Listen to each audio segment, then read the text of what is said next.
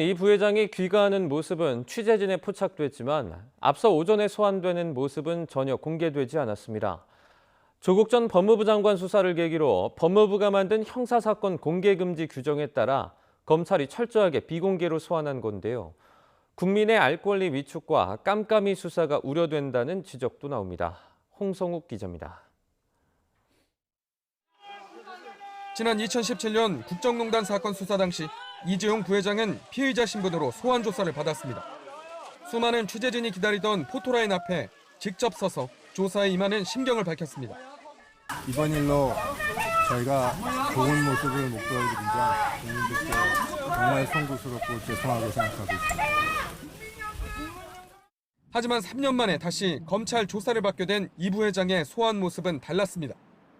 포토라인은커녕 이 부회장이 서울중앙지검에 출석하는 모습을 본 사람조차 없었습니다. 이 부회장이 언론 등과의 접촉을 원하지 않는다는 뜻을 밝힘에 따라 검찰이 외부 눈에 띄지 않는 별도 통로로 출석하도록 협조한 것으로 전해졌습니다. 검찰이 지난해 말부터 형사사건 공개금지 규정을 시행하면서 이런 비공개 소환은 일상화됐습니다.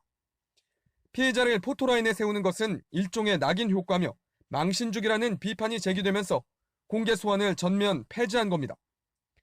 관련 규정엔 검찰이 사건 관계인 출석 때 언론에 노출되지 않도록 협조할 의무도 명시됐습니다. 이 때문에 박사방 운영자 조주빈도 경찰서 앞에선 공개적으로 포토라인에 섰지만 검찰에서는 뒷모습 정도만 언론에 포착됐습니다. 국민의 알 권리를 과도하게 제한하고 누구를 조사하는지 알 수 없는 깜깜이 수사가 우려된다는 목소리가 나오는 이유입니다. 인권 보호를 위해 마련된 피의사실 공표 금지 규정이지만 최대 수혜자는 결국 비리 정치인이나 경제인 등 고위 권력층이 될 거란 지적도 있습니다.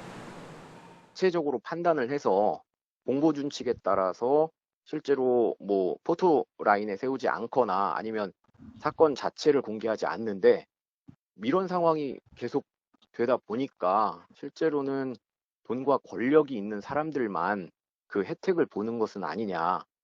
삼성의 경영권 승계 의혹에 대한 검찰 수사가 오랜 기간 광범위하게 진행되어 온 만큼 이재용 부회장에 대한 조사도 한 번에 마무리되진 않을 것으로 보입니다.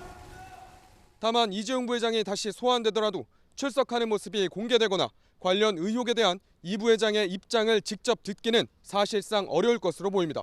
YTN 홍서욱입니다.